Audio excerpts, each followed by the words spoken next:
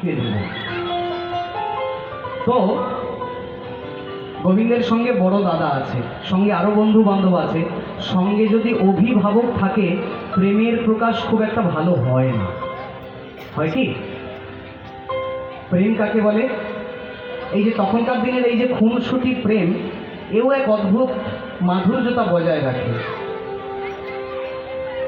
প্রেম জিনিসটা কেমন খুব সুন্দরভাবে বললেন একজন গায়ক, যে ভালোবাসলে মুখে বলা লাগে না আমি তোমায় ভালোবাসি, সেবার মাধ্যমে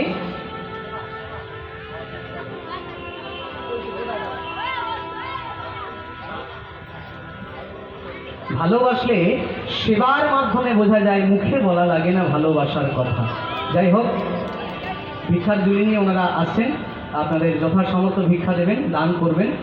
শুধু অর্থ দিলেই হয় না, যদি পারেন হরিবাসরে একটু তিল নিয়ে আসবেন, তিল নিয়ে আসবেন, দুটো চারটে তিল পারলে আনবেন, পয়সার সঙ্গে তিলটা দিয়ে দেবেন। পারলে বাড়ির সোনা দানাও আনতে পারেন। আর চেষ্টা করবেন খুচরো কয়েন, ঝনঝন টনটন করে এইসবগুলো না দিয়ে খসখস করে এমন কিছু দিতে। দান করলে এত বড় বড় হরিবাসরগুলো তবেই ঠিক মতো টিকে থাকে, নইলে টিকে থাকে না। দানই একমাত্র মূলধন, দান ছাড়া চলে না কোনো হরিবাসর, যতই বড় হোক আর যতই ছোট হোক। ওনারা আসছেন দান নেওয়ার জন্য, আপনারা যথাসাধ্য আপনাদের দান করুন। আচ্ছা, দান ছোট্ট করে বলে রাখি, খুব ভালো হবে যদি ঘোড়া দান করতে পারেন, খুব ভালো হবে যদি আপনি হাতি দান করতে পারেন। ঘোড়ার থেকে ভালো দান হাতি দান, এর থেকে ভালো দান হচ্ছে সোনা দান, সোনা দিয়ে পূর্ণ হবে। এর থেকে ভালো দান হচ্ছে তিল দান, তিল দান করলে সোনার থেকে বেশি ফল হবে। তিলের থেকে বেশি দানের ফল হচ্ছে ভূমি দান, মানে জমি দান। জমির থেকে আরো বড় দান হচ্ছে কন্যা দান। কন্যাদানটা কি? মনে করুন কোনো বাবা বিয়ে দিতে পারছে না কোনো মেয়েকে, আপনি একটু কোনো রকম টাকা পয়সা ধন দৌলত দিয়ে সাহায্য করে বিয়ে করিয়ে দিলেন, একে বলে কন্যাদান। কন্যাদান করলে 10,000 গাভী দানের সমান পূর্ণ ফল পাওয়া যায়। কোথায় বলছে?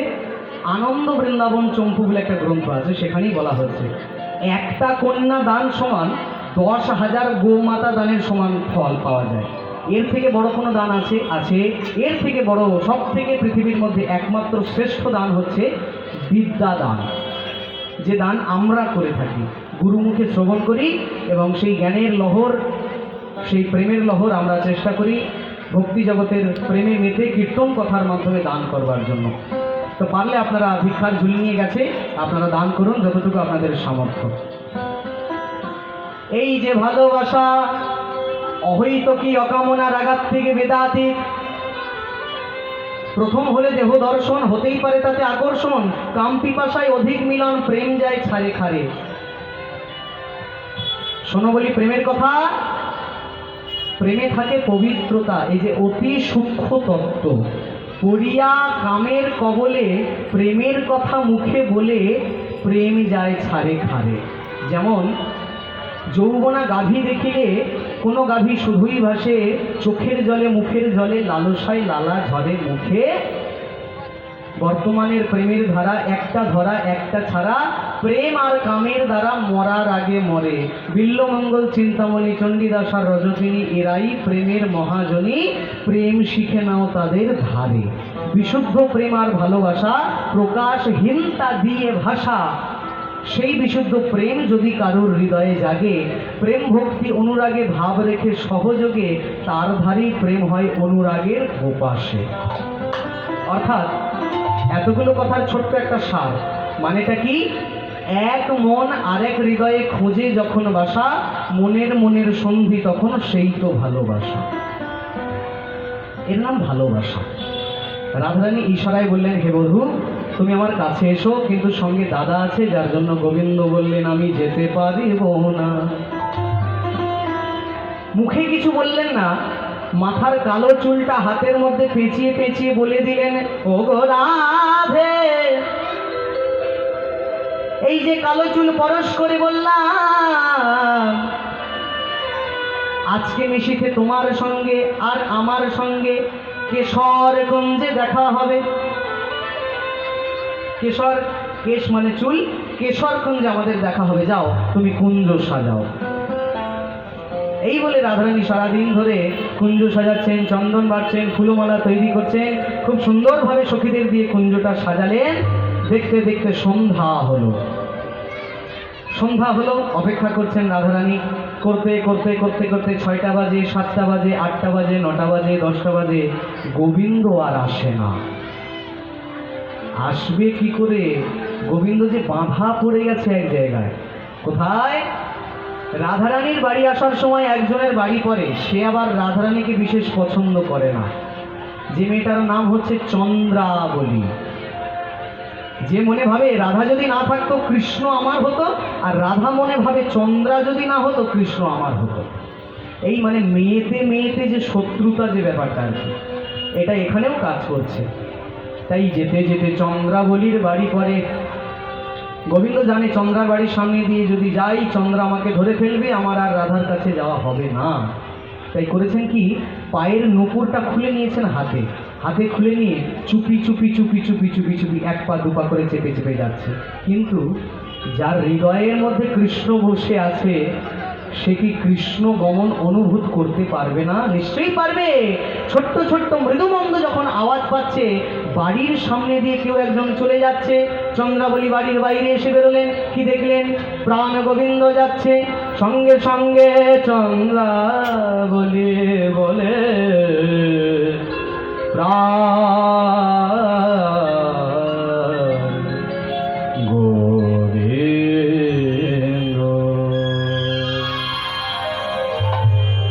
এই পথে নীতি করগতাগতে বলু, এই পথে নীতি করগতাগতি, নূপুরের ধ্বনি শুনি, নূপুরের ধ্বনি শুনি, নূপুরের ধ্বনি শুনি।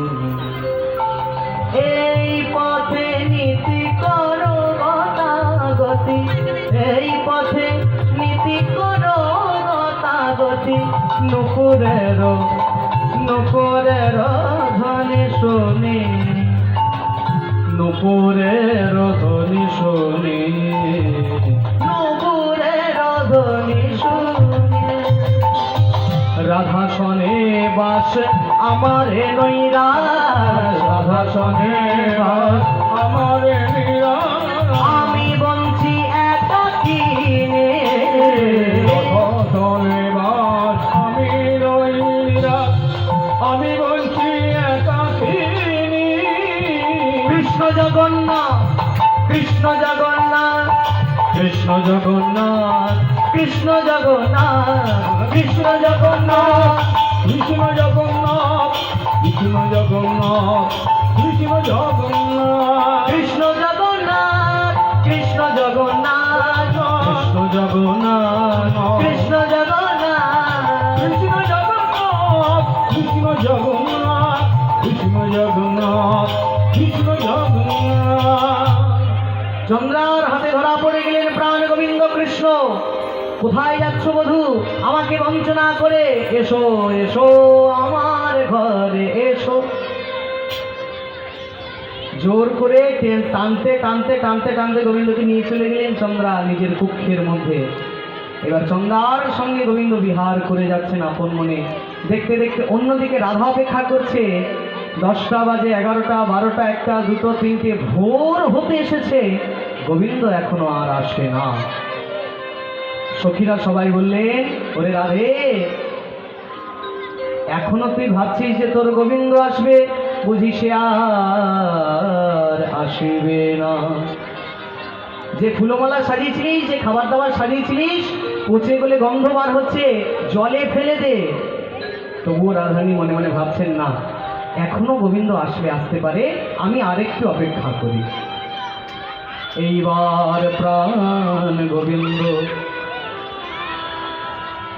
ভোরবেলা যখন হয়েছে, মনে পড়েছে রাধার কথা। রাধার কথা যখন মনে পড়লেন, গোবিন্দ ভাবলেন, হায় রে, রাধার কাছে কথা দেয়া ছিল, যেতে পারলাম না, চুপি চুপি ঘুম থেকে উঠে নাগর যায় আর ফিরে ফিরে চায়, নাগর যায় আর ফিরে ফিরে চায়, নাগর যায় আর ফিরে ফিরে চায়, নাগর যায় ফিরে ফিরে চায়, নাগর যায় আর ফিরে ফিরে চায়। রাত জেগেছে চন্দ্রার কুঞ্জে, চিহ্ন আছে সর্বগায়, রাত জেগেছে চন্দ্রার কুঞ্জে, চিহ্ন আছে সর্বগায়, রাত জেগেছে চন্দ্রার কুঞ্জে, চিহ্ন আছে সর্বগায়, রাত জেগেছে চন্দ্রার কুঞ্জে, চিহ্ন আছে সর্বগায়, নাগর যায় আর ফিরে ফিরে চায়, নাগর যায় আর ফিরে ফিরে চায়, নাগর যায়। আচ্ছা আচ্ছা, গোবিন্দ ভোরবেলা ধুতি কাঁচা পাঞ্জাবি গুছিয়ে চুপি চুপি যাচ্ছে। কেন? বাসর ঘরে রাধা রানী তাকাইয়া রয় গো, বাসর ঘরে রাধা রানী তাকাইয়া রয় গো, বাসর ঘরে রাধা রানী তাকাইয়া রয় গো, বাসর ঘরে রাধা রানী তাকাইয়া রয়। এবারে ধরা যদি পড়ে নাগর, ধরা যদি পড়ে নাগর, কারণ চিহ্ন সর্বগায়। সারা রাত তুমি রমণ ক্রিয়া করবে, পরক্রিয়ার অতীতে মজবে, আর দেহে চিহ্ন থাকবে না, এটা কি হতে পারে? সারা রাত চন্দ্রার সঙ্গে গোবিন্দ নাচ গান আনন্দ বিহার মন্থন সব কিছুই করেছেন। করতে করতে করতে করতে চন্দ্রার নখের আঁচড়ের দাগও কিছুটা পড়েছে, বুকের মধ্যে নখের আঁচড়ের দাগ পড়েছে, চোখের মধ্যে দাগ পড়েছে, গালে দাগ পড়েছে, চন্দ্রার চোখের যে কাজল সেই কাজলের দাগ গোবিন্দের চোখেও পর্যন্ত চলে এসছে। ভয়ে ভয়ে গোবিন্দ আমার এক পা দুপা করে হাঁটতে হাঁটতে হাঁটতে হাঁটতে রাধার কুঞ্জের সামনে এসে দাঁড়িয়েছে। সামনে দাঁড়িয়েছে ললিতা সখী। কি হে ও গোবিন্দ, বুঝি এই বুঝি তোমার আসার সময় হলো? এত সময় পার হয়ে গেল, আসার কথা মনে রইল না? এখন তো তোমার এখানে কোনো কাজ নাই, চলে যাও চলে যাও, তোমার এখানে কোনো কাজ নাই। এখানে কি রঙ্গভঙ্গ করতে এসেছো? এত ভোরবেলা রাধারানীর মান তুমি ভাঙাতে এসছো? রাতের বেলা আসলে ভোরবেলা এসেছো, কোনো রং ঢং এখানে চলবে না, কোনো জারি জুরি খাটবে না। করো না রঙ্গ ত্রিভঙ্গ শ্যাম কালো শশী, করো না রঙ্গ ত্রিভঙ্গ শ্যাম কালো শশী, করো না রঙ্গ ত্রিভঙ্গ শ্যাম কালো শশী, করো না রঙ্গ ত্রিভঙ্গ শ্যাম কালো শশী।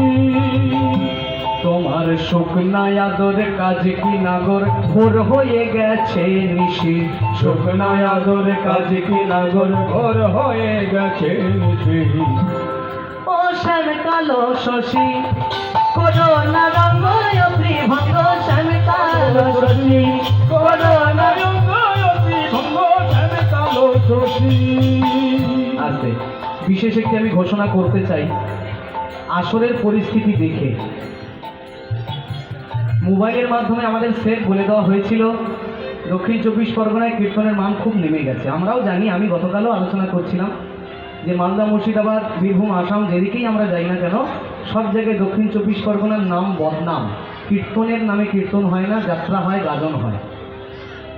সেইভাবেই আমাদেরকে বলা হয়েছিল যে এই বছর কোনো গৌরলীলা নয়, কোনো ভক্তলীলা নয়, সেলফ অরিজিনাল অষ্টকালীন কীর্তন যেমন হয়, পালা ধরে ধরে সেইভাবে গান হবে।